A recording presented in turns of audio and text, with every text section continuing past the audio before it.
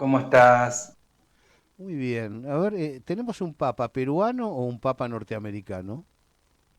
Yo creo que es un poco las dos cosas y además es europea. Son Ujú, las tres cosas. ujú. En cierta forma, la sucesión de Francisco había sido Francisco tan disruptivo en términos de la Argentina o el fin del mundo como constitutivo de la Iglesia Católica en Roma, Ujú. que estaba esa discusión de si ponemos un papa africano, un papa filipino, qué significaba eso, en un momento en el cual Roma está en crisis y Europa está en crisis, y pensemos que Europa tiene como tres grandes momentos de unidad, ¿no? A ver. El primero es el Imperio Romano, el segundo es la Iglesia Católica, Ah, cuando en el medioevo y también al principio del Renacimiento, todos los países estaban absolutamente desconectados. Lo que los unió fue la Iglesia Católica. Era la que preservaba los textos, la que preservaba la filosofía, la que preservaba el pensamiento, la que forjó las universidades. ujú. Y el tercero es la Unión Europea, ¿no? Y estamos en un momento de crisis existencial de Europa. Poner a un papa, no sé, filipino, un papa africano, podía ser un riesgo importante, y el otro riesgo era poner un papa eh, a tono con estos movimientos actuales más conservadores, que fuera un retroceso en la cuestión de Francisco. Y lo que encontraron, entiendo yo, es un papa que tiene orígenes franco-ítalo-españoles, que pasó por República Dominicana, que nació en Estados Unidos y que vivió décadas en Latinoamérica, ¿no? Entonces, finalmente los estadounidenses van a decir que es estadounidense, los latinoamericanos ya estamos diciendo que es peruano, y los europeos van a decir, como decían con Bergoglio, Sí. que era europeo, ¿no? Entonces, todos se van a apropiar un poquito del Papa. Y la otra cuestión es, si es estadounidense, lo es en una forma perversa. Eso Ujú. también es muy Eso interesante, lo porque en realidad, marcó la República. Dijo, es el menos claro, estadounidense de los estadounidenses. ¿Puede ser así? claro, porque es pensarlo desde el punto de vista de Trump y de la épica nacionalista de la barrera del muro, digamos, del Ujú. muro, de que no vengan los mexicanos, de que los mexicanos nos están eh, Invadiendo. colonizando, Sí. esta idea de la teoría del reemplazo, ¿no? Que es más europea que norteamericana, pero es esta idea de los mexicanos vienen, inmigran, se reproducen acá, consiguen la ciudadanía, nos desplazan del trabajo y finalmente Estados Unidos va a ser mexicano, Sí. ¿no? Eso no es real, pero No, sí es no, real que la migración es es en la migración. muy fuerte en esa idea. Por supuesto está lo económico como base. Ahora, psicológicamente la paranoia, ¿no? Es una paranoia muy fuerte para con los otros. Exactamente. Y yo, de fondo, creo que lo que pasa ahí es una crisis civilizacional muy importante. No, el unipolarismo, digamos, la globalización en los 90 imponía esta idea de que el grado de civilización estaba dado por una determinada cantidad de instituciones, de ser democracias liberales, abiertas, tolerantes, progresistas, cientificistas, utilitaristas, economicistas, y que cuanto más te acercaras a ese objetivo, más ibas a estar desarrollado. Entonces, los chinos o los, no sé, los musulmanes o los mexicanos o los latinoamericanos, no íbamos a alcanzar ese grado no los íbamos a alcanzar porque no adoptábamos las instituciones adecuadas o no nos occidentalizábamos, como se podría decir. Claro. Bueno, eso hay una crisis en ese relato, porque la realidad es que eso está haciendo crisis por todos lados, por China, por India, por Asia, por el crecimiento asiático, por el éxito que tienen en Europa los musulmanes que se van a vivir emigrados, pero que consiguen realizar mínimamente su vida, y por ahí los europeos no, y lo mismo pasa en Estados Unidos. Entonces hay una idea de nosotros con este modelo fuimos demasiado tolerantes y gracias a que fuimos demasiado tolerantes, ellos abusaron de nosotros, ¿no? Entonces está toda esta cosa de la revancha, de esta pelea, del white pride y demás.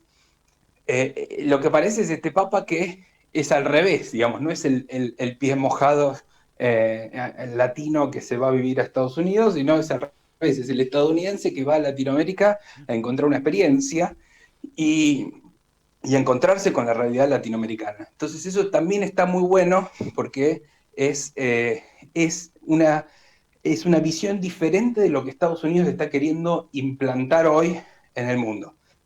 Era, por ejemplo, lo que podría haber sido Burke o el ganés, creo que era Sara, Sí. que también estaba diciendo esta idea de Europa se muere y está siendo invadida por los africanos, y él era africano, ¿no? Era muy gracioso porque era Sí. como, bueno, entonces yo voy a ser papa de la Iglesia de Roma, un papa negro africano, Ujú. para garantizar la civilización europea de la invasión de los africanos. Bueno, esa lógica la invierte la Iglesia Católica de manera un poco perversa, divirtiéndose.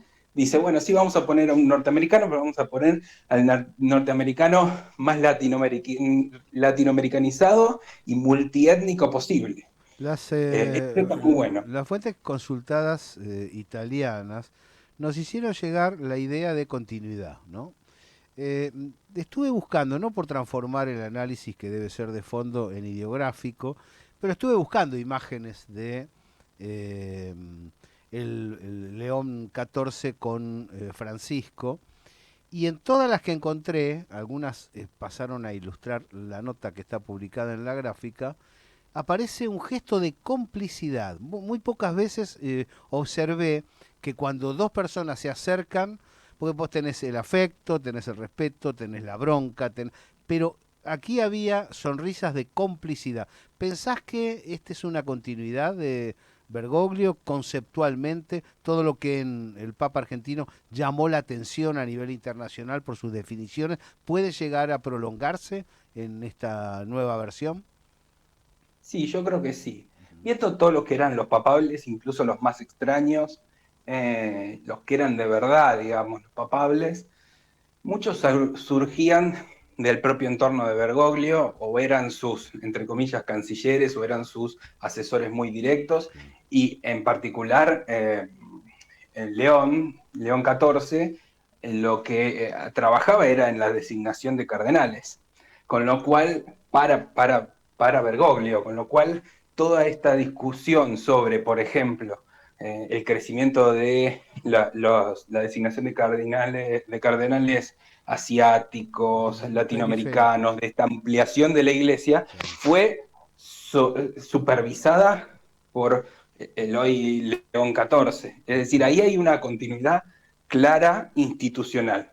Después hay continuidades ideológicas bastante claras. Eh, en su discurso inicial, el nuevo Papa fue bastante claro, fue mucho más escueto. Yo creo que va a haber diferencias con Francisco, que a veces el carisma a veces es peligroso, ¿no? Sí. Porque después del carisma todo parece aburrido, ¿no? Ujú.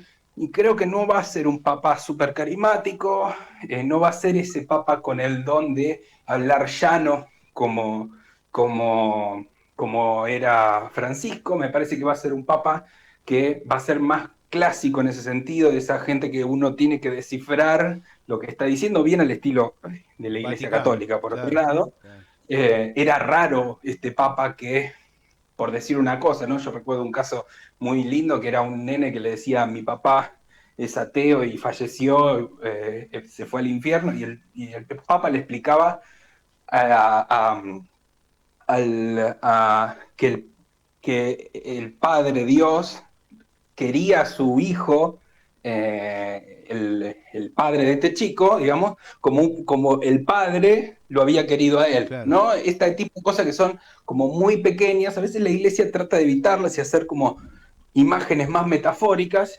pero lo que podemos decir es que dijo varias cosas muy importantes. Preocuparse por lo que menos tienen, que esto es claro porque además el Papa eh, seguidor de Agustiniano, claro. San Agustín, De que San Rerum, Agustín, de Rerum Novarum.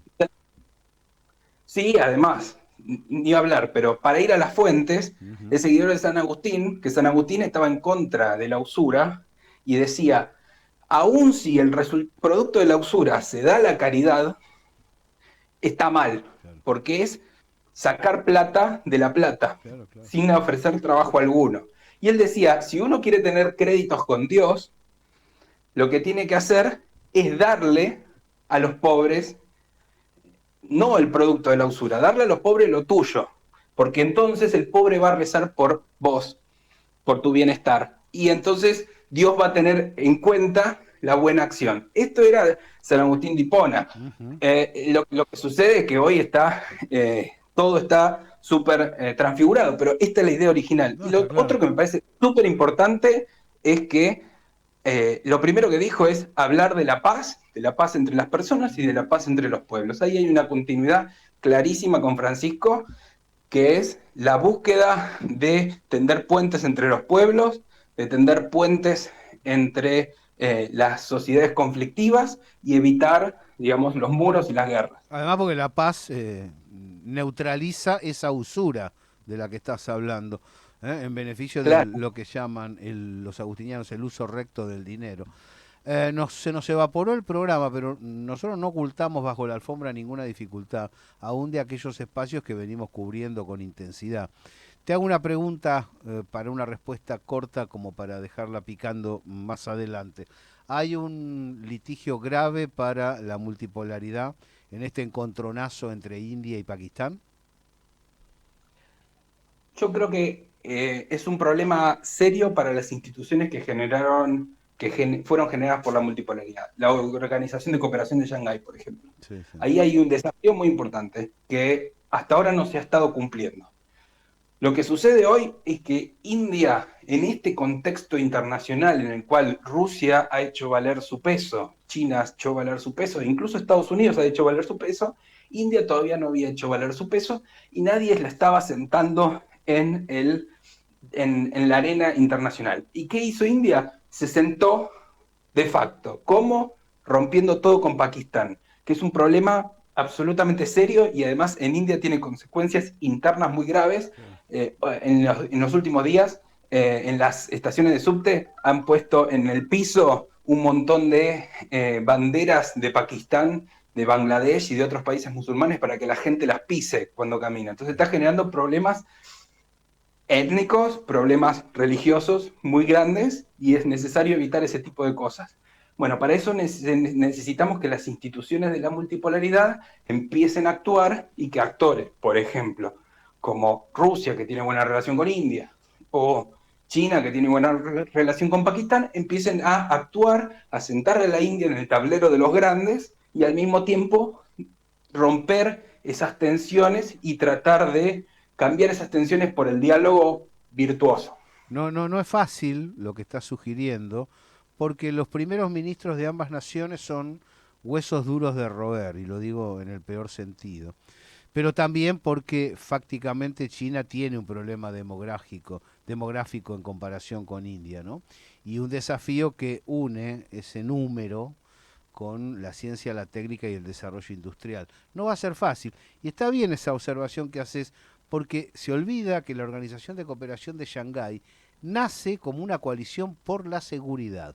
Y después, cuando se desarrolla, aparecen los negocios comunes. Absolutamente. Hay un montón de cosas para decir ahí.